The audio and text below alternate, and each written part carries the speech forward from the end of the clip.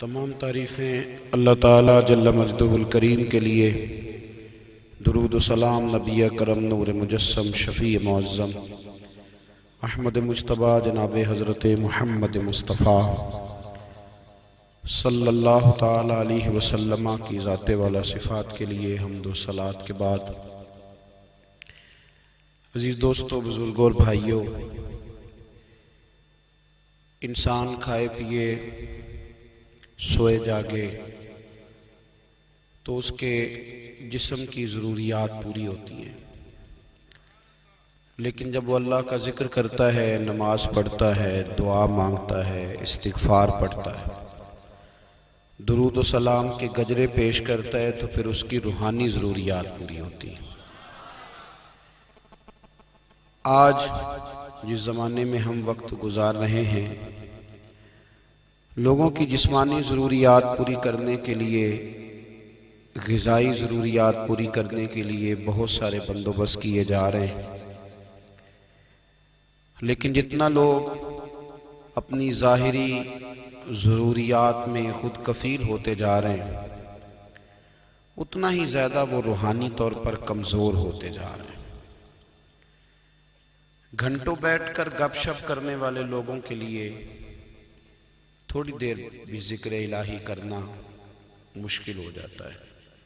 لمبی چوڑی باتیں کرنے والے، لمبے چوڑے دلائل دینے والے لوگ اور سمجھدار لوگ اور سیانے لوگ عبادت کے معاملے میں سستی کرتے ہیں، عمل کے مسئلے میں کمزور ہو جاتے ہیں۔ تسبیحات کرنا، وظائف پڑھنا، درود و سلام پڑھنا، کم بولنا، سچی بات کرنا، صبر سے رہنا، شکر کو اپنانا، قناعت اختیار کرنا، حسد، بغض، عداوت سے بچنا، یہ لوگوں کے لیے مشکل ہو جاتا ہے۔ پھر اس کا نقصان یہ ہے کہ معاشرہ ایک عجیب سی بے سکونی اور بے قراری کا شکار ہے۔ جیب میں بہت زیادہ پیسے رکھنے والا، خوش شکل نظر آنے والا، پیٹ بھر کے روٹی کھانے والا شخص بھی ڈھونڈتا پھرتا ہے کہ آخر میں پریشان ہوں کیوں۔ آپ انسانیت کی تاریخ پڑھیں گے تو آپ کو معلوم ہوگا کہ انسان نے کبھی پتھر کی پوجا کی، کبھی معاذ اللہ چاند سورج کی، درختوں کی، بتوں کی پوجا کی۔ معاذ اللہ یہ غلط ڈائریکشن پہ تو چڑھ گیا، لیکن ایسا نہیں ہے کہ کوئی بندہ دنیا میں آیا ہو اور کسی کی اس نے عبادت نہ کی ہو۔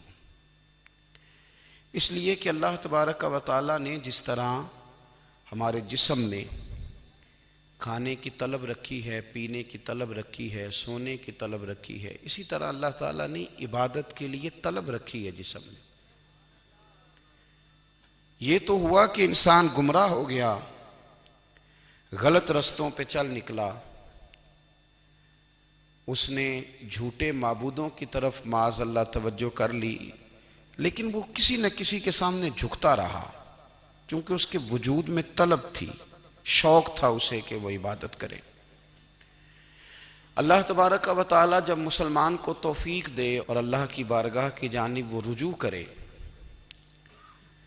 تو پھر اس کا رویہ یہ ہونا چاہیے کہ اس کی توجہ ہو اللہ کی جانب۔ ہمارے ہاں تسبیحات پڑھ لی جاتی ہیں اگر کبھی موقع ملے، لیکن وہ خاص انہماک، وہ خاص شوق، وہ خاص ذوق اللہ تبارک و تعالیٰ کی عبادت کا، ایک ہوتا ہے نماز پڑھنا، ایک ہوتا ہے اہتمام کے ساتھ نماز پڑھنا، یعنی ذرا وقت پہ اٹھنا، ذرا صحیح کر کے وضو کرنا، ذرا شوق سے مصلی بچھانا۔ ایک ہوتا ہے تسبیح پڑھ لینا، اور ایک ہوتا ہے ذرا تھوڑا سا نا شوق کے ساتھ اللہ کو یاد کرنا۔ آپ کبھی جو میں نے آیہ کریمہ پڑھی، اس کی آپ شان نزول دیکھیں۔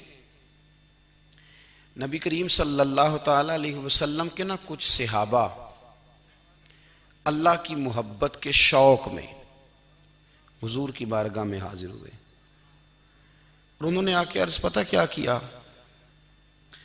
عرض کرنے لگے، یا رسول اللہ صلی اللہ تعالی علیہ وسلم سالوں بیت گئے ہیں سجدے کرتے ہوئے، حضور سالوں بیت گئے ہیں تسبیح پڑھتے ہوئے، سالوں بیت گئے کہتے ہوئے کہ سبحان اللہ وہ پاک ہے، ہمیں سالوں بیت گئے یہ کہتے ہوئے کہ اللہ اکبر وہی سب سے بڑا ہے، سالوں بیت گئے کہتے ہوئے کہ الحمدللہ ساری تعریفیں اللہ کے لیے، سالوں بیت گئے اس کی تسبیح کرتے، تحلیل کرتے، تکبیر کہتے۔ حضور اب نہ ہمارا اپنے رب سے ملنے کو جی چاہتا ہے، کبھی اے حقیقت منتظر نظر آ نہ لباس مجاز میں، لاکھوں سجدے تڑپ رہے ہیں میری جبین نیاز میں۔ اور اقبال کہنے لگے کہ تیرے عشق کی انتہا چاہتا ہوں، تو میری سادگی دیکھ کیا چاہتا ہوں، میرا ذرا سا تو دل ہے مگر شوق اتنا، میں وہی لن ترانی سنا چاہتا ہوں۔ میرا بھی دل کرتا ہے کہ اللہ میں تجھے کہوں میں تجھے دیکھنا چاہتا ہوں، جس طرح حضرت موسیٰ کلیم علیہ السلام نے کہا تھا، اور تو مجھے کہے کہ لن ترانی تو نہیں دیکھ سکتا، ذرا سا تو دل ہے مگر شوق اتنا، میں بھی وہی لن ترانی سنا چاہتا ہوں۔ پھر کہنے لگے بھری بزم میں راز کی بات کہہ دی، بڑا بے ادب ہوں سزا چاہتا ہوں۔ دیکھو سب لوگوں کے بیچ ہی میں نے یہ کہہ دیا۔ میرے عزیز صحابہ نا شوق میں، کتنے سارے لوگ ہیں آپ، کتنی ماشاءاللہ بڑی تعداد میں آپ آئیں، ہم بھی کبھی اس شوق میں گئے ہیں کہ ہمارے رب کو دیکھنے کو دل چاہتا ہے، ہمارا جی چاہے وہ کبھی ہمیں ملے، ہم کبھی اس کی زیارت کریں، اس کی بارگاہ کرم میں ہم حاضر ہوں۔ صحابہ نے عرض کیا یا رسول اللہ صلی اللہ تعالی وسلم ہمارا رب کہاں ہے؟ ہمارا نا اپنے رب کو دیکھنے کو جی چاہتا ہے۔ جب صحابہ نے یہ عرض کیا تو اللہ نے قرآن مجید نازل کیا، فرمایا وَإِذَا سَأَلَكَ عِبَادِي أَنِّي فَإِنِّي قَرِيبٌ، محبوب جب میرے بندے آپ کی بارگاہ میں آ کے میرے بارے میں پوچھیں نا تو ان سے کہہ دینا میں ان کے قریب ہی ہوں، قریب ہی ہوں۔ دلیل کیا ہے؟ بھائی اذا دان، یہ جب بھی مجھ سے دعا مانگیں گے میں ان کی دعاؤں کو قبول فرماؤں گا، میں ان کے قریب ہوں، میں ان کے قریب ہوں، یہ جب بھی دعا مانگیں گے نا میں قبول کروں گا، میں ان کے قریب ہوں۔ اللہ تبارک و تعالیٰ کے بندے اللہ سے محبت کرتے، رب کی بارگاہ میں جھکتے، اس کو اپنے دکھ سناتے، اس کے پیارے محبوب صلی اللہ تعالیٰ علیہ وسلم کا وسیلہ لے کے اس کے حضور حاضر ہو جاتے، پیشانیاں سجدوں سے روشن ہوتی۔ ہم نا ہر چیز کے لیے وقت نکالتے ہیں، ہر چیز کے لیے، لیکن عبادت کے لیے وقت نہیں نکالتے۔ ہر شے آباد ہے، ہر شے، ہماری فیس بک بھی آباد ہے، واٹس ایپ بھی آباد ہے، ہمارے ٹویٹر بھی آباد ہیں، ہماری ہر چیز آباد ہے، سب سے کم آباد ہمارا مصلی رہ گیا ہے، سب سے کم۔ وہ لوگ اب ڈھونڈنے سے ملتے ہیں جن کی بغل میں مصلی ہوتا تھا۔ میرے بھائی آپ کتنا کو دنیا کے پیچھے بھاگو گے تھکا دے گی، کتنا دولت کے پیچھے بھاگو گے تھکا دے گی۔ آپ جب اپنی زندگی میں جمع تفریق کرو گے نا تو مرتے وقت احساس ہوگا کہ سارا کچھ تو لوگوں کے لیے کیا، اپنے لیے تو کر ہی کچھ نہیں سکے۔ اور ہم عبادت کے معاملے میں بہانے بازی بھی کرتے ہیں، ہم کہتے ہیں اوہو رزق کمانا بھی تو عبادت ہی ہے نا، تو میں حلال روزی کے لیے جا رہا ہوں یہ بھی تو عبادت ہے نا۔ میری طرح کے لوگ کہہ دیتے ہیں کہ میں سویرے اٹھ کے مدرسے میں کچھ اسباق دیکھتا ہوں تو یہ بھی تو عبادت ہے، میں بیان کرنے کے لیے مطالعہ کرتا ہوں تو یہ بھی تو عبادت ہے نا، اتنے لمبے سفر کر کے ملک میں دنیا میں گھومتا ہوں تو یہ بھی تو میں عبادت ہی کر رہا ہوں۔ اب اسپیشل نفلوں کے لیے وقت کس طرح نکلے، اسپیشل کر کے تسبیح میں کیسے چلاؤں، میں سارا کچھ ہم بہانے بنا لیتے ہیں نا۔ میرا سوال یہ ہے کہ یہ ساری باتیں صحابہ کو، نبی کریم کو، دیگر لوگوں کو بھی تو پتہ تھی نا، لیکن آپ غور تو کریں 23 سال حضور کو وقت ملا، مختصر وقت ظاہراً تبلیغ کرنے کے لیے، پوری دنیا میں دین بھی پھیلانا ہے، گھر میں 11 ازواج ہے، 4 بیٹیاں ہیں، ان کی اولادیں، سارے کام کاج بھی دیکھنے ہیں، لیکن سیدہ طیبہ طاہرہ حضرت عائشہ صدیقہ رضی اللہ تعالیٰ عنہ فرماتی ہیں سارا دن تبلیغ کرتے، ہر غلام کے دکھ سنتے، گھر میں آتے تو اپنے گھر والوں کا خیال کرتے، کام میں ہمارا ہاتھ بٹاتے. قربان جاؤں، کہتی ہیں زمانہ سارا سو جاتا لیکن آمنہ کے لال مصلی بچھا لیتے. دنیا سو گئی ساری، سب سو گئے، جو خدام تھے، وہ جو غلام تھے، وہ سو گئے. صحیح مسلم میں لفظ ملیں گے، سیدہ پاک فرماتی ہیں او میرے نبی کے غلاموں، میں نے یہ رنگ بھی دیکھا ہے کہ حضور نے اتنا کھڑے رہے، اتنا قیام کیا، اتنا قیام کیا کہ مقدس پیروں میں ورم آ گئے، سوج گئے پیر. اتنے بڑے دل پہ ہاتھ رکھ کے نہیں بتا سکتا کہ میرے کبھی نماز میں پیر سوج گئے ہوں، کوئی نہیں بتا سکتا. بچوں کی روٹی کماتے تھک گئے بات الگ ہے، ہم سیر کرنے گئے تو تھک گئے بات الگ ہے، لیکن عبادت میں یہ بھی تو مسلم شریف ہے نا، یہ بھی تو دین ہے نا، یہ بھی تو حضور کی سنت ہے، یہ بھی تو وہ چیز ہے جو کریم کی آنکھوں کی ٹھنڈک ہے. سیدہ فرماتی ہیں پیروں میں ورم آ گئے اور ساری رات ہی حضور نے نماز پڑھی اور ایک ہی آیت بار بار دہرائی. مسجد نبوی میں بلال حبشی نے فجر کی اذان دے دی اور حضور ابھی مصلی پہ تھے. کریم فارغ ہوئے، میں نے عرض کی یا رسول اللہ صلی اللہ علیہ وسلم، آپ کے تو صدقے اللہ اگلے پچھلوں کے گناہ معاف کرے گا، تو آپ اتنی آہوزاری کیوں فرماتے ہیں؟ آپ تو شفیع ہیں، آپ تو انبیاء کے امام ہیں. تو حضور نے فرمایا عائشہ تم نے گنوایا ہے نا میرے اللہ کی مجھ پر کتنی رحمت ہے. افلا اکون عبدا شکورا، فرمایا اگر اس نے اتنی نعمتیں دی ہیں تو کیا میں اس کا شکر گزار بندہ نہ بنوں؟ میں شکر گزار بندہ نہ بنوں اس کا؟ پھر اگر اتنی نعمتیں اس نے دی ہیں، مجھے اتنا نوازا ہے، تو پھر میں اس کے سامنے سجدے نہ کروں؟ او میرے بھائی، بڑے قابل فخر لوگ ہیں ہم کہ ہم نبی پاک کے غلام ہیں. ہم قابل فخر ہیں کہ نبی کریم کے غلام ہیں. کیا کبھی اس غلامی کے شکرانے میں بھی 2 نفل پڑھے کہ یا اللہ تیرا شکر ہے تو نے ہمیں حضور کا غلام بنایا ہے؟ یاد رکھیں کہ اپنی روحانی زندگی کو آباد کریں، استغفار پڑھیں، تسبیحات کریں. حضرت عبداللہ ابن عمر رضی اللہ تعالیٰ عنہ حضرت عمر کے صاحبزادے، مکہ مکرمہ میں ان کی قبر ہے. میں نے جب انہیں پڑھا تو مجھے ان سے بڑا پیار ہو گیا، لیکن آپ کو پتہ ہے وہاں جا کے کسی شخص کا مزار تلاش کرنا یا پوچھنا ایک مشکل کام ہوتا ہے. تو ایک دفعہ میں مکہ شریف میں حاضر تھا تو ایک گاڑی والا ڈرائیور مجھے کہنے لگا کہ مولانا میں آپ کو جانتا ہوں، مجھے آپ سے محبت ہے، ایک بات بتاؤں آپ کو؟ میں نے کہا بتاؤ. کہنے لگے حضرت عبداللہ ابن عمر کی قبر دیکھنی ہے. میں نے کہا یہ تو نہیں کہہ رہا، یہ کسی نے بندوبست کرایا ہے، یہ اللہ نے تیرے دل میں بات ڈالی ہے، یہ ہو گیا تو لے چل مجھے. حضرت عبداللہ ابن عمر کو نبی پاک نے فرمایا تھا راجل صالح، یہ نیک بندہ ہے، یہ متقی آدمی. حضرت عبداللہ ابن عمر رضی اللہ تعالیٰ عنہ سیدنا فاروق اعظم رضی اللہ تعالیٰ عنہ کے صاحبزادے ہیں اور ان کی ہمشیرہ سیدہ حفصہ رضی اللہ تعالیٰ عنہ حضور کی زوجہ محترمہ. ایک دن اپنی ہمشیرہ سے کہنے لگے کہ نبی کریم صلی اللہ تعالیٰ علیہ وسلم گھر میں آئے نا، اور اگر حضور غم امت میں پریشان نہ ہوں، طبیعت کو حشاش بشاش دیکھو، تو ذرا پوچھنا تو صحیح حضور کا میرے بارے میں کیا خیال ہے، پوچھنا تو صحیح کہ کریم کی بارگاہ میں میرا کیا مقام ہے، میرے بارے میں حضور کیا فرماتے ہیں. اب بہن کو کام بتائے اور بتائے بھی بھائی، اور پھر بہن وہ کام نہ کرے، یہ تاریخ میں ہوتا نہیں. حضرت عمر فاروق رضی اللہ تعالیٰ عنہ کی صاحبزادی ام المومنین رضی اللہ تعالیٰ عنہ فرماتی ہیں کہ میں تو بس منتظر تھی. انہوں نے تو کہا تھا نا کہ اگر تم حشاش بشاش دیکھو تو بات کرنا، لیکن حضور تشریف لائے، میری باری تھی، میرے گھر تشریف لائے، کھانا پیش کیا تو فوراً میں نے عرض کی حضور ایک بات پوچھنی تھی. تو حضور نے فرمایا پوچھئے.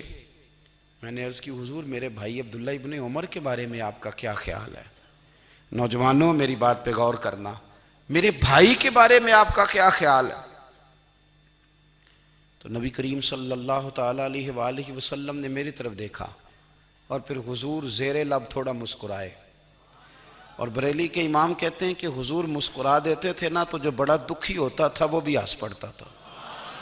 اب سوال پیدا ہوتا تھا کہ پھر تو اس مسکراہٹ کے لیے انتظار کرنا پڑتا ہوگا کئی کئی مہینے کہ حضور مسکرائیں تو رونے والے ہنسیں، تو اعلیٰ حضرت فرماتے ہیں نہیں، انتظار نہیں کرنا پڑتا، یہ مسکراتے رہنا تو حضور کی عادت ہے۔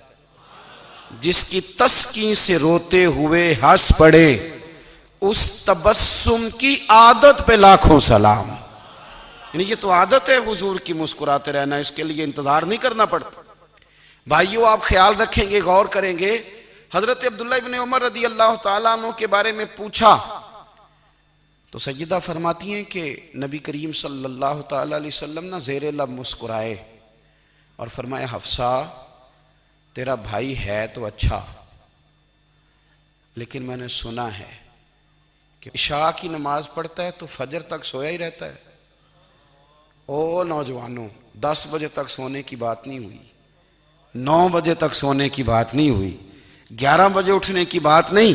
حضور فرمانے لگے میں نے سنا ہے کہ عشاء کی نماز پڑھ کے سو جاتا ہے اور فجر تک سویا ہی رہتا ہے، اسے چاہیے کہ تہجد کے وقت اٹھا کرے، اللہ کی بارگاہ میں حاضر ہوا کرے، آہوزاری کرے، سجدے کرے، عبادت کرے۔ اٹھتا ہے اور فجر میں جا کے اٹھتا ہے۔ حضرت جناب حفصہ رضی اللہ تعالیٰ عنہ کہتی ہے میں نے جناب عبداللہ ابن عمر کو پیغام دیا اور میں نے کہا میرے جوان بھائی سن، نبی پاک نے فرمایا ہے تو اچھا پر تہجد میں نہیں اٹھتا، نفل نہیں پڑھتا۔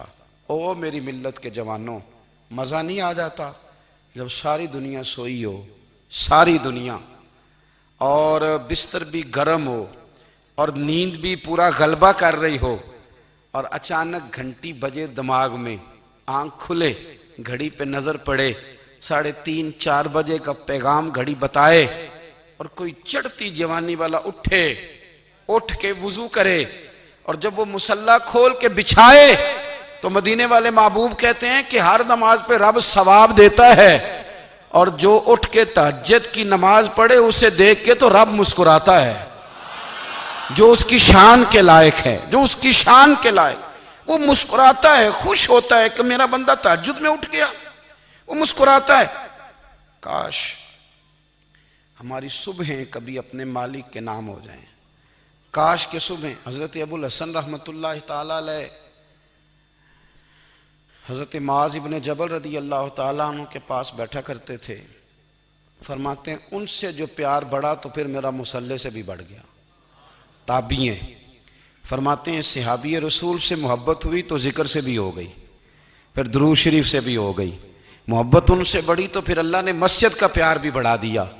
آپ فرماتے ہیں کہ میری ہر وقت طبیعت چاہتی تھی کہ بس اللہ اللہ کروں، بس اللہ اللہ کروں، بس نہ میں ذرا تھوڑی جان چھڑاؤں لوگوں سے، کوئی 10 منٹ ملے تو میں کچھ 4 نفل پڑھ لوں، میں تھوڑا سا نہ بچوں لوگوں سے، اور مجھے تسبیح ملے تو میں نہ کچھ 400-500 دفعہ استغفار پڑھوں، سبحان اللہ، الحمدللہ، اللہ اکبر، لا حول ولا قوت الا باللہ، میں نہ تسبیحات پڑھوں۔ فرماتے ہیں کہ بچے تھے گھر میں 6-7، غربت تھی، کام ملتا کوئی نہیں تھا، اور میں کام چور نہیں تھا، کام ڈھونڈتا تھا، پر اللہ کی قدرت کے کام نہیں ملتا تھا۔ فرماتے ہیں کہ میں نے ایک دن اپنی اہلیہ سے کہا کہ آج میں پھر جاتا ہوں کام ڈھونڈنے، تو میری بیوی بڑی فرما بردار تھی، پر اس دن نہ غربت کے ہاتھوں تنگ آ کے کہنے لگی آج نانا کوئی تو چیز لے کے آیا، تو مجھ سے بچوں کی بھوک نہیں دیکھی جاتی، یہ سب روگاں دا روگ محمد جس دا نام غریبی، کنڈ بلا کے لنگ جاندے نہیں دوست یار قریبی، تو آج نہ کچھ لے کے آیا تو میں بچے لے کے میکے چلی جاؤں گی۔ شیخ فرماتے ہیں کہ میں بڑا پریشان گھر سے نکلا، پر میں نے صبح سے لے کے زور تک کام ڈھونڈا، کام ملا کوئی نہیں، تو میرے دل میں خیال آیا چلو کام نہیں ملتا تو اللہ اللہ تو کرے نا، چلو بندوں کی مزدوری نہیں ملتی تو رب کریم کی عبادت ہی کرتے ہیں۔ فرماتے ہیں کہ میں نے نا فرات کے پانی سے وضو کیا، نہر کے، شدید دھوپ تھی، ساتھ ریت تھی اور ریت تپ رہی تھی، میں نے اپنا رومال وہیں مصلی کے طور پر بچھا لیا، اور فرماتے ہیں کہ زور سے لے کر عصر تک نماز پڑھی، دھوپ بھی پورے زور پہ، پر میرے سجدے کا ذوق بھی پورے زور پہ۔ فرماتے ہیں سورج بھی چمک رہا ہے اور رب کی عبادت کا ذوق بھی پورے زور پہ، میں سجدہ کروں تو پھر میرا اٹھانے کو جی نہ چاہے، میرے استاد لکھا کرتے تھے، یہ ان کا شعر ہے، وہ کہا کرتے تھے مجھے سوز دے، مجھے ساز دے، اور مجھے نیم شب کا نیاز دے، دم سجدہ خود کو میں توڑ دوں، مجھے ایسا ذوق نماز دے، اور میں تیری بہار کا پھول ہوں، میں کھلا بھی ہوں تو تیرے لیے، مجھے میری شاخ سے توڑ لے، مجھے اپنی زلف کا ناز دے۔ بھائی فرماتے ہیں کہ عصر تک میں نے نفل پڑھے، دل ڈھلنے لگا، عصر کی نماز پڑھی اور میں وہاں سے چلا۔ اب میں جب نکلنے لگا تو دل میں خیال آیا کہ چھوٹی چھوٹی دیواریں ہیں گھر کی، بغیر کچھ لیے جاؤں گا تو بیوی دور سے دیکھے گی تو شور کرے گی کہ پھر خالی ہاتھ آ گیا ہے۔ کہتے میں نے اپنی اسی رومال میں جس پہ میں نے نماز پڑھی تھی نا، رومال میں کی آخی دے پنجابی صافہ کہتے ہیں، اسی میں نا میں نے کچھ ریت بھر لی کہ وہ دور سے دیکھے گی تو سمجھے گی کچھ لے کے آیا ہے، چلو جا کے اسے بتا دوں گا کہ آج پھر مزدوری نہیں ملی۔ کہتے ہیں وہ ریت لے کر جب میں گھر میں گیا تو پہلے بیوی دروازے پہ کھڑی ہوتی تھی، پوچھتی تھی خالی ہاتھ آ گئے ہو؟ آج میں نے دیکھا تو ہے ہی کوئی نہیں۔ فرماتے ہیں میں اندر داخل ہوا، سلام لیے، کونے میں میں نے وہ رومال رکھ دیا اور میں نے آواز دی کہ بھلی مانس کہاں ہو؟ تو وہ کہنے لگی آپ منہ ہاتھ دھو لیں، میں روٹی لے کے آئی۔ میں نے کہا روٹی کہاں سے آ گئی؟ یہاں تو کئی دنوں کے فاقے، تو کئی دنوں کی غربت ہے، یہاں تو اس گھر میں تو فقیری ہے۔ فرماتے ہیں کہ وہ روٹی لے کے آئی اور اس وقت کی جو موجودہ نعمتیں تھیں، سمجھ لیں سلاد، اچار، ہر چیز ساتھ لائی۔ میں نے کہا کہ بچے کہاں گئے؟ کہنے لگی وہ کھانا کھا کے کھیلنے گئے، آپ کھانا کھا لیں آ جاتے۔ کھانا اس نے چن دیا۔ میں نے حیرت انگیز لہجے میں ساری نعمتیں اپنے دسترخوان پہ دیکھ کر کے بیوی سے پوچھا یہ کہاں سے آیا کھانا؟ بچوں کو تو نے کہاں سے کھانا کھلایا؟ یہ سارا کچھ کیسا ہے؟ تو کہنے لگی پتہ نہیں آج آپ کس کریم کی مزدوری کرنے چلے گئے تھے، پتہ نہیں کس کریم کی، میرے گھر میں تو اتنی نعمتیں آئی ہیں کہ مجھ سے سنبھالی نہیں جا رہی، اتنا اناج ہے، اتنا گندم ہے، کس کریم کے دروازے آج چلے گئے تھے؟ یہ کہتے کہتے وہ اٹھی اور اٹھ کر کے کہنے لگی پہلے بڑا کچھ آیا تھا، اب کیا لے آئے ہو؟ اور جا کر کے نا اس نے وہ ریت والا رومال کھولا، کہنے لگے میں تو لے کے آیا تھا ریت، تو میرے رب نے اسے بھی سونے اور ہیرے بنا دیا تھا۔ جب آپ کی توجہ اللہ کی جانب، میرے نبی پاک صلی اللہ تعالی علیہ وسلم نے فرمایا ہر چیز اپنے رب سے مانگ، ہر چیز مانگ، ہر چیز مانگ۔ یا رسول اللہ کیا کچھ؟ میرے محبوب نے فرمایا تیرے گھر میں نمک بھی ختم ہو جائے تو وہ بھی اپنے رب سے مانگا کر، تو مانگنا وہ تجھے دے گا، تو اس کی بارگاہ میں کشکول طلب دراز تو کرنا۔ اور ترمذی شریف میں عجیب لفظ ہیں، رسول کائنات نے فرمایا، رب کریم فرماتا ہے جب میرا بندہ ہاتھ اٹھاتا ہے نا تو مجھے حیا آتی ہے کہ میں خالی کیسے لوٹا دوں اس کے، اتنے بڑے بادشاہ کی بارگاہ میں۔ او بھائی لوگوں سے عزتیں تلاش کرتے ہو تو وہ کیا تمہیں عزت دیں گے؟ وہ تو کل اچھا کہتے ہیں پرسوں برا کہنے لگ جاتے ہیں۔ لوگوں کے سامنے گڈ بک میں آنا چاہو گے تو وہ تو سویرے تمہارے بارے میں کچھ کہیں گے، شام کچھ اور کہیں گے۔ اپنی روحانی زندگی آباد کریں، اپنے مسلح کو وقت دیں، اور دنیا سے چھپ کر اس موبائل کو بند کر کے اور اپنے آپ سے بھی چھپ کے اور تنہا ہو کے چھپا کے سارا کچھ اپنے آنسو اپنے رب کی بارگاہ میں پیش کریں، اس کے حضور حاضری دیں۔ سنو نا ترمذی کی حدیث، اور اسے یاد رکھنا، نبی پاک علیہ السلام نے فرمایا اپنے دکھ لوگوں کے سامنے نہ بیان کرنا، سیٹھوں نوابوں کو نہ بتاتے پھرنا، دنیا داروں کے سامنے جا کے نہ رونا کہ میں تکلیف میں ہوں۔ فرمایا اگر دنیا داروں کو دکھ بتاؤ گے رب تمہیں کبھی غنی نہیں کرے گا، اور لوگ ہیں کہ الٹا مذاق اڑائیں گے۔ آپ کی جس سے بڑی پکی یاری ہے نا، پکی، وہ تب تک پکی ہے جب تک آپ نے 50,000 مانگا نہیں، اور جس وقت آپ نے کہہ دیا کہ میں مجبور ہوں میری مدد کر تو پھر ختم ہو گئی دوستی۔ لوگوں کی تعلقات آپ کے ساتھ تب تک ہیں جب تک آپ ان سے کوئی ضرورت وابستہ نہیں کرتے۔ کریم محبوب فرمانے لگے بندوں کے سامنے دکھ نہ بیان کرنا، اللہ تجھے کبھی غنی نہیں کرے گا، تو اپنے دکھ اپنے رب کو بتا، تو دعائیں مانگ، تو اس کی بارگاہ میں حاضر ہو، تو اس کے حضور عرض کر۔ فرمایا اپنے دکھ اپنے رب کو بتا، وہ جلدی کرے یا دیر سے کرے تجھے ساری دنیا سے بے نیاز کر دے گا، تجھے کسی کا محتاج نہیں رہنے دے گا۔ اپنے مسلح کو، اپنی دعاؤں کو. ایک بزرگ فرماتے ہیں میں نے دعا مانگنے کا طریقہ اپنی بیوی سے سیکھا. دعا مانگنے کا طریقہ اپنی، سیکھنے والے تو اپنے بچوں سے بھی سیکھ لیتے ہیں، سیکھنے والے تو ہر ایک سے سیکھتے ہیں. وہ کہتے ہیں میں نے دعا مانگنے کا سلیقہ اپنی بیوی سے سیکھا ہے. حضرت وہ کس طرح؟ فرمانے لگے میری بیوی نے نا مجھے کوئی کام بتایا، کچھ پیسوں کی ضرورت کے لیے کہا، تو میں نے اسے کہا کہ بھئی ابھی میرے پاس نہیں ہے، کچھ دنوں میں آتے ہیں تو میں دے دوں گا.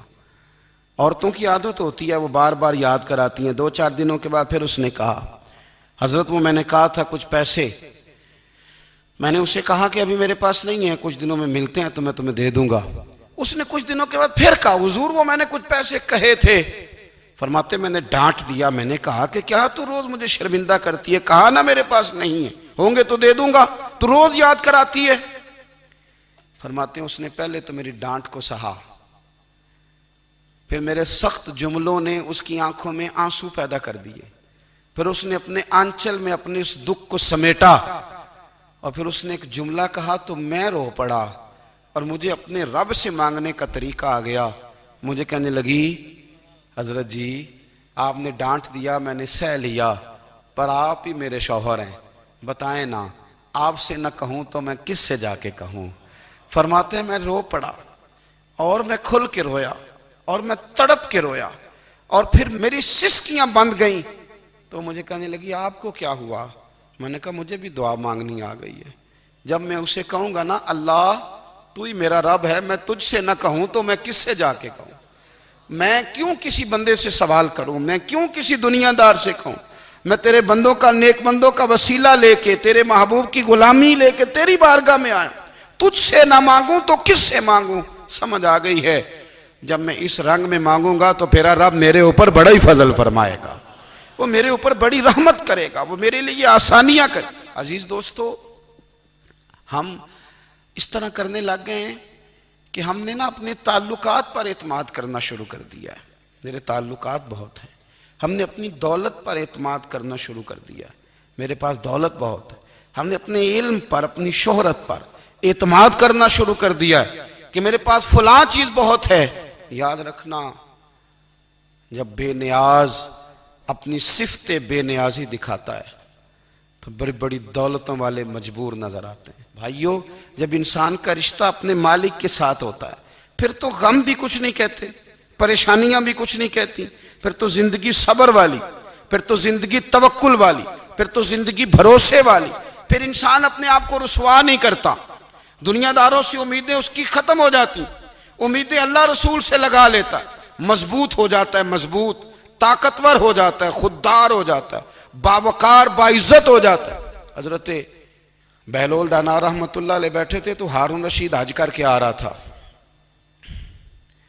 تو رستے میں حضرت شیخ سے ملاقات ہو گئی تو السلام علیکم کے بعد کہنے لگا حضور کوئی حکم ہو تو بتائیے گا.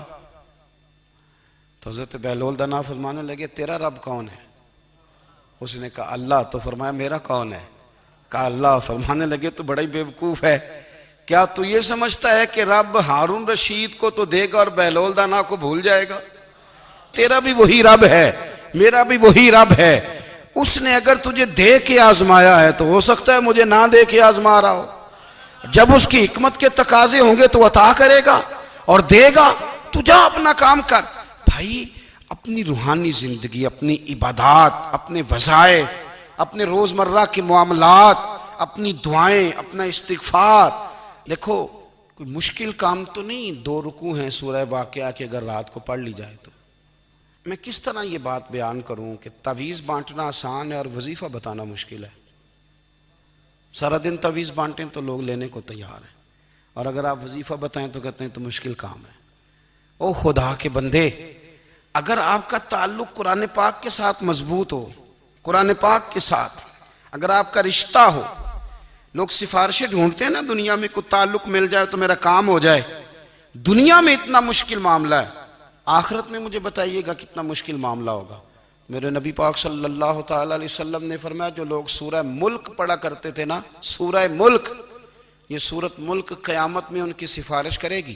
اور اس طرح کرے گی کہ کہے گی اے اللہ یہاں اس بندے کو جنت میں داخل کر دے یا مجھے قرآن پاک سے علیحدہ کر دے، تو رب فرمائے گا جا اس کا دامن تھام کے اسے جنت تک پہنچایا۔ آپ بات کو سمجھیں، جب آپ کے تعلقات اپنے معاملات کے ساتھ مضبوط ہوں گے، یہ نبی کریم نے وعدہ کیا ہے کہ تو سورت واقعہ پڑھ تیرے گھر میں فاقہ نہیں آئے گا۔ حضرت عبداللہ ابن مسعود رضی اللہ تعالیٰ عنہ بیمار تھے تو حضرت عثمان غنی رضی اللہ تعالیٰ عنہ تیمارداری کے لیے تشریف لے گئے اور جا کر کے کہا کہ آپ بڑے بیمار ہیں، آپ کی بیٹیاں زیادہ ہیں، میں چاہتا ہوں کہ خزانے میں سے کچھ مدد کروں۔ تو سیدنا عبداللہ ابن مسعود رضی اللہ تعالیٰ عنہ اٹھ کے بیٹھ گئے اور کہنے لگے امیر المومنین، اللہ آپ کو میری طرف سے، میری بیٹیوں کی طرف سے بہتر صلہ دے، میری بیٹیوں کو کسی خزانے کی ضرورت نہیں، میں نے انہیں خزانہ دے دیا ہے۔ کہا جناب آپ نے کون سا خزانہ دیا ہے، میں آپ کے مالی معاملات کو جانتا ہوں۔ تو فرمانے لگے امیر المومنین، میرے نبی کریم نے فرمایا ہے جو سورت واقعہ پڑھے اسے کبھی فاقہ نہیں آتا، میں نے بیٹیوں کو یاد کرا دی ہے، یہ خزانہ میں نے انہیں دے دیا ہے۔ وہ سارے والدین سنیں جو بیٹیوں کے لیے پریشان رہتے ہیں۔ حضرت عبداللہ ابن مسعود نصیحت کر رہے ہیں، فرمانے لگے میں نے سورت واقعہ یاد بھی کرا دی ہے، پڑھنے کی عادت بھی ڈال دی ہے۔ حضور نے فرمایا ہے جو سورت واقعہ پڑھے اسے فاقہ نہیں آتا۔ کہنے لگے چاند تو اپنی جگہ چھوڑ سکتا ہے، سورج گر سکتا ہے، تارے ٹوٹ سکتے ہیں، پر مدینے والے رسول کی بات غلط نہیں ہو سکتی۔ حضور نے فرمایا فاقہ نہیں آئے گا تو انشاءاللہ کبھی بھی نہیں آئے گا۔ کرنے کا کام یہ ہے کہ ہم اپنے معاملات، اپنی عبادات، اپنی دعائیں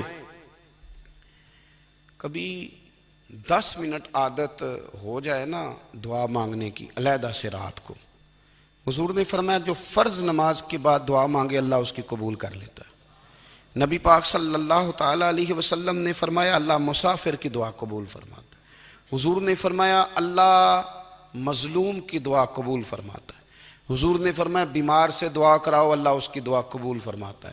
میرے نبی پاک نے فرمایا ماں باپ جب بھی اولاد کے لیے ہاتھ اٹھائیں، ویسے تے بلے شاہ تو آسمانی اڈ دیاں ہی پھڑ دیں، جڑا گھر بیٹھا انہوں بڑھیا ہی نہیں۔ حضور فرمانے لگے ماں باپ جب بھی اولاد کے لیے دعا فرمائیں اللہ ان کی دعا کو قبول کرتا ہے۔ آپ اپنا تعلق بنائیں، دعا کے ساتھ، عبادت کے ساتھ، مصلی کے ساتھ رشتہ بنائیں، استغفار پڑھیں۔ صلاح الدین ایوبی صلیبی جنگوں میں تھے، رات کو مسجد اقصیٰ میں نماز پڑھی تو پریشان تھے۔ ایک بزرگ سے ملاقات ہوئی تو وہ کہنے لگے کہ آپ بڑے پریشان ہیں۔ کہنے لگے حضور پریشان اس لیے ہوں کہ پہلے ہی مسلمان کمزور ہے، اب میں نے سنا ہے دشمن کا ایک بحری بیڑا وہ جنگی سامان سے بھرا ہوا آ رہا ہے، تو اب ان کے پاس اور تلواریں اور نیزے آ جائیں گے، مسلمانوں کے پاس پہلے ہی وسائل کی کمی ہے، پریشان ہوں کس طرح کر کے مقابلہ کریں گے۔ یہ بات کہتے ہی صلاح الدین ایوبی نے بزرگوں سے کہا حضور آپ بھی دعا کرنا، دعا کی بڑی طاقت ہے۔ میرے نبی پاک نے فرمایا دعا مومن کا ہتھیار ہے، دعا مومن کا۔ حضور نے فرمایا تقدیر کو سوائے دعا کے کوئی چیز نہیں بدل سکتی، دعا مومن کا ہتھیار ہے، یہ کافر کے پاس کوئی نہیں، یہ ہتھیار ہے مومن کا۔ اللہ کرے آپ کو سمجھ آئے، پھر سنیں کئی بار کہہ چکا ہوں یہ ہتھیار ہے۔ کافر کے مقابلے میں جو تیرے پاس سب سے بڑا ہتھیار ہے وہ دعا ہے۔ دعائیں کرانی چھوڑ دی، کرنی چھوڑ دی، لینی چھوڑ دی۔ حضرت سیدنا انس بن مالک رضی اللہ تعالیٰ عنہ فرمایا کرتے تھے میں نے وہ رنگ دیکھا ہے جب حضور دعا مانگتے تھے اور حضور کی مقدس آنکھوں میں آنسو بھی ساتھ ہی بہا کرتے تھے، میں نے وہ انداز دیکھا ہے۔ تو صلاح الدین ایوبی بزرگ سے کہنے لگے آپ بھی دعا کیجیے، اور خود رونے لگے اور سر سجدے میں رکھ کے رونے لگے، اور عشاء سے لے کر فجر تک روئے، خوب روئے۔ صبح وہ بزرگ آئے تو صلاح الدین ایوبی کا خوبصورت اور ہنستا ہوا چہرہ دیکھا، کہنے لگے آپ بڑے خوش ہیں، رات تو میں نے بڑے روتے ہوئے دیکھا تھا۔ تو کہنے لگے حضور وہ جو بحری بیڑا آ رہا تھا نا وہ پانی میں ڈوب گیا ہے، اب وہ نہیں آ رہا، ابھی خبر آئی ہے تو میں بڑا خوش ہوں۔ بزرگ کہنے لگے اوٹ سینے سے لگ، اور سن ایک بات، وہ بحری بیڑا پانی میں نہیں ڈوبا، وہ تیرے آنسوؤں میں ڈوب گیا ہے۔ وہ جو تو رات رویا ہے نا رب کریم کی بارگاہ میں تو وہ ڈوب گیا ہے۔ بھائی اپنا مصلی کا، عبادت کا، وظائف کا، اللہ اللہ کا سلسلہ اس کو مضبوط کریں، اپنی دعاؤں کے تعلق کو مضبوط کریں۔ دعائیں بڑے انقلاب برپا کر دیتی ہیں۔ ہم تھوڑے تھوڑے نا جب سے خشک ہوئے ہیں نا، خشک، اور میری تو جماعت ہی صوفیاء کی جماعت تھی، ہم تو داتا علی اجمیری کی جماعت سے، ہم تو خواجہ اجمیری کی جماعت سے، ہم تو شیخ احمد فاروق سرہندی کی جماعت سے، ہم تو صوفیاء کی جماعت۔ ہماری جماعت نے بھی وہ تعلق جو ہمارے بزرگوں نے بنایا تھا۔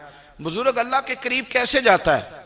ہمارے یہاں نا بہت سارے لوگ کہتے ہیں جی نظر ہو گئی تو کام ہو گیا۔ بھئی جو بخاری مسلم میں طریقہ ہے نا اللہ کا قرب پانے کا، وہ تو نفل ہے۔ نبی کریم علیہ السلام نے فرمایا بندہ نفلوں کے ذریعے رب کے قریب جاتا ہے، اور اتنا قریب جاتا ہے کہ پھر اللہ اس کی زبان بن جاتا ہے، اللہ اس کی آنکھیں بن جاتا ہے، کان بن جاتا ہے، ہاتھ اور پیر بن جاتا ہے۔ تو یہ تو عبادت ہے، یہ تو اللہ کی بارگاہ کی حاضری ہے جو آپ کو اللہ کے قریب کرے گی۔ تو اپنے نماز کو اہمیت دے کے ادا کریں، نمازیں موبائل بند کر کے ادا کریں۔ لیکن نا کچھ لوگ کہتے ہیں مجھے ٹائم نہیں ملتا نماز کا، تو میں کہتا ہوں یہ آپ نے بڑی جرت کی بات کی ہے۔ مجھے کو میرا پیر بھائی کہہ دینا میرے پاس ٹائم نہیں آپ کو ملنے کا، تو میں کہتا ہوں آج کے بعد آنا ہی نہ۔ تو کیا سمجھتا ہے، تو وہ بڑا آدمی ہے، تیرے پاس ٹائم نہیں اور ہمیں ملنے کا ٹائم، موج کر۔ تو آپ نے اللہ رسول کو کہہ دیا ٹائم نہیں۔ اور عجیب فلسفہ ہے نا، کہا جائے نماز پڑھنے آؤ تو کہتے ہیں کپڑے ٹھیک نہیں، اور کہا جائے کہ آؤ ذرا دعوت پہ چلیں تو کہتے ہیں 1 منٹ ٹھہر میں کپڑے بدل کے آیا۔ نماز کے لیے کہا تو کہتا ٹھیک نہیں، دعوت کے لیے کہا تو کہتا میں ذرا تیاری کر لوں، یوں جانا مناسب نہیں۔ یہ معاملہ ٹھیک نہیں۔ رب تو فرماتا ہے کہ جب تو مسجد میں آ تو زینت اختیار کر کے آ، خوب ذوق سے دعا مانگیں، خوب شوق سے نماز پڑھیں، خوب استغفار کا مزاج بنائیں۔ آپ لوگوں کے بیچ رہ کے سوکھ حاصل کرنا چاہتے ہیں، لیکن آپ کو پتہ ہے کئی مہینے غار حرا میں رہنا بھی مدینے والے محبوب کا طریقہ ہے۔ ہر سال اعتکاف بیٹھنا الگ سے، یہ بھی حضور کا طریقہ ہے۔ مسجد نبوی کے اندر دروازہ کھلتا تھا نبی کریم کا، پر گھر کے اندر نفل پڑے نبی پاک نے۔ اور حضور فرماتے ہیں کچھ نفل نماز گھر میں بھی پڑھا کرو، گھر کو قبرستان نہ بناؤ۔ ہمارا گھر اللہ کے ذکر سے آباد ہوگا اگر ہم نماز پڑھیں گے نا۔ میں جب سنت پڑھنے کے لیے گھر میں کھڑا ہوتا ہوں تو میرا جو 2.5-3 سال کا بیٹا ہے نا، وہ بھی میرے ساتھ نماز پڑھنی شروع کر دے۔ اسے پتہ کوئی نہیں نماز کیا ہوتی ہے، لیکن وہ بھی نا سجدہ نہ بھی کرنا ہے تو ساتھ لیٹ ضرور جاتا ہے۔ پتہ چلا بچے لیکچر دینے سے نماز نہیں پڑھتے، نماز شروع کر دیں تو بچے بھی شروع کر دیتے ہیں۔ ہم جب پریشان ہوتے ہیں تو لیکچر دیتے ہیں، تو لیکچر تو باہر شاید چل جائے، گھر میں کیسے چلے گا؟ گھر میں تو عمل چلے گا۔ تو میرے عزیز، آج کے اس روحانی اجتماع میں ہمارے دوستوں نے جو محنت کی، ہم نے بار بار اپنی نیت سے پوچھا خدا ہمیں معاف کرے اگر کوئی ذاتی شہرت ہے، کوئی ہمارے ذاتی مفادات ہیں، رب ہمیں ہدایت دے۔ ہماری یہ خواہش تھی کہ روحانی اجتماع ہمیں تھوڑا سا اللہ اور اس کے رسول کے جانب مائل کرے، کچھ ہمارا رشتہ مصلی کے ساتھ مضبوط کرے۔